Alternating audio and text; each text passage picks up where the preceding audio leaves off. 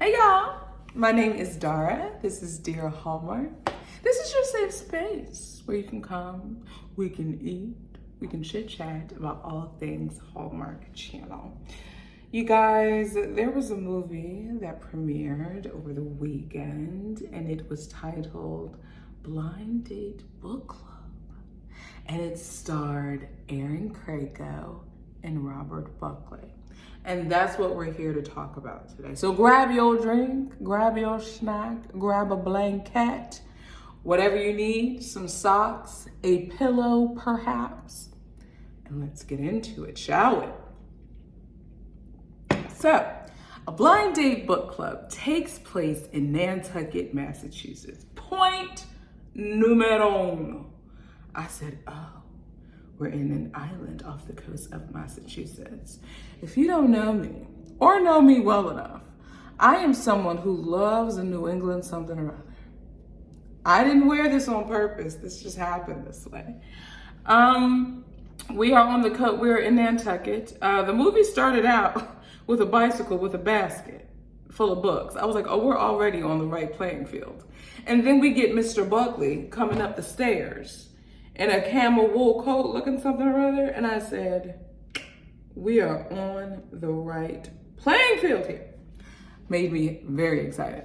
This movie was so cute. First of all, I loved how, okay, let me give you the premise. So Robert Buckley's character, Graham, he's a writer who's trying to he writes YA fantasy or sci-fi, one of those. And so he's trying to write in a different genre, historical romance, although he doesn't want to say that. He wants to call it historical fiction, which centers around a love story. Tomato, tomato, right? And then Meg, she owns Mimi's bookshop on the island of Nantucket. And so National Public Radio, #NPR, comes, they come and do an interview about her bookshop because there's just been a lot of hoopla about how the book club is ran. And this actually happens though in real life, where they'll have, like they will wrap books. You don't know what it is. They only give you a few words that kind of summarizes the book or gives you the feeling or the vibe of the book. And then you take a gamble on if you want to read it or not. And so that's what happens here. However, what becomes the book club aspect is that you have a week to read said book, and then you meet the next week. And sorry about that. I don't quite know where I left off because I got a call unexpectedly. But the blind date. Okay, yes. So the book club part, you meet the following week to talk about said book. And the book club, it's no holds barred. Like they go straight, no chaser, right?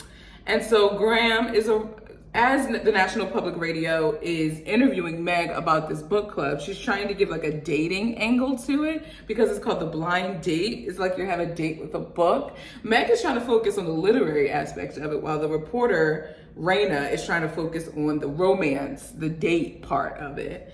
Meg's like, no, it's just about the book. Graham hears this interview and he's like, yes, like he hears how Meg kind of has his heart when it comes to books and things like that. So he's like, I gotta get to Nantucket and I gotta see who's gonna read this specific book that he published under a pseudonym to see kind of what it's hitting for. And so that kind of kicks off a series of events that takes place while he's in Nantucket. One of them including them getting close together, okay? Y'all, I love this movie. Can we just talk really quick? Like any movie that's going to be based off of a book, that has books, writing, any literary movie, automatic bias points. Automatic bias points. Like you might as well just be like, oh, well, this is at least a 3 from Dara because it's about books. You got to be dang bad to make me not like a book movie. I'm just saying, like that gotta be some type of hurt piece for me to not like a book, like a literary Hallmark movie. So I could relate to this movie a lot in that I myself am a writer, and I am a self-published author. I self-published my second book December 8th, 2021.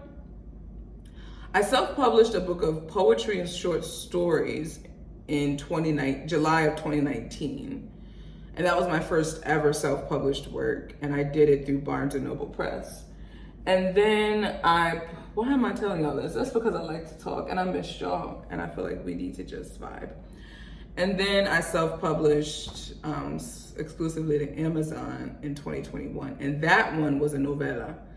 A novella is basically a short novel, because in order for it to be called a novel, it has to hit a certain word count. And mine came a little bit under that. However, it's more than a short story, so it falls under novella. That process, there was something in the movie where it was either Faith, what was it, Alice? I think her real name is Faith. Alice and somebody else told Graham, who's Robert Buckley's character, like, there's always a piece of you in whatever you're writing. And it's so true. It's so true, because even for me, in writing Chasing Wind, which is my novella, like, that was, how do I describe it? It was almost like it was necessary for me to publish that to kind of move on to the next phase of my life. Because that book memorialized a season of thought process in time. It kind of like capsulated it. Is that the word I want to use? I don't know, but I think maybe we'll stick with memorialized. It really just memorialized a period in time for me. You know how you can listen to a song and you can go back immediately to where you were, what it smelled like, who you were with? That's what this book is for me. This book, Chasing Wind, was representative of a certain time period of my life that I needed to just get the principle, the moral of this story across. Like, if you look at I won't say it, but if you do end up getting the book, whether through Kindle or print, check out the dedication and you'll know exactly what I mean. But there is something so cathartic about fiction from a personal perspective, but I also think there's something so beautiful from a humanitarian perspective that we are able to consume, ingest, chew on, though, certain moral principle things that just can't be verbalized in a nonfiction setting. You know what I'm saying? Like, and I think Grandpa Lewis, also known as C.S. Lewis, no, he ain't my real grandpa, but I take him because he's my favorite. I think something Grandpa Lewis said, where it's like in one of his essays where he mentioned how in certain aspects, it's so much easier for people to understand something when it's told in a story, as opposed to it just being told point blank, flat out. You know what I mean? So this movie resonated with me, to say the least, from a writer. And then as a reader too, experiencing someone's, like, okay, I'm sorry, I'm going all the way around the mulberry bush, but this speaks to one of my favorite fiction writers. His name is Ted Dekker. He's a New York Times bestselling author in the thriller and mystery and suspense genre. And I took one of his courses during COVID, and I remember him saying he doesn't write something, and this is what Graham said at the end when it came to the historical thing, and we're tying it together. But Ted Dekker said, I'm not going to write a principle or have a moral to a story that I haven't lived and studied for myself first. And if you look, a lot of Ted's works, a lot of Dekker's works focuses on identity in some aspect of finding out who you are, why that matters, and fulfilling your purpose in that way. And Graham said that towards the end when he was talking to his agent about writing the historical fiction book, because his agent said, and you know, we'll circle back, first of all, hashtag corporate jargon. We'll circle back to that historical fiction verse or book. And then Graham was just like, no, it's okay. I need to live it. I need to live it first. And I was like, that's it. That's it. When it comes to something that's so delicious about a work of fiction, there's some humanity, there's some relatability, some tangibility to it because it's been lived. You know what I'm saying? Like, so that's my TED talk. I guess we here, whatever. Needless to say, this gets 4 crowns for me. It was so solid. I was talking to a friend and I was like, this is the perfect slow Saturday morning movie. Slow Saturday morning movie. I'm so happy. And I enjoyed this movie thoroughly.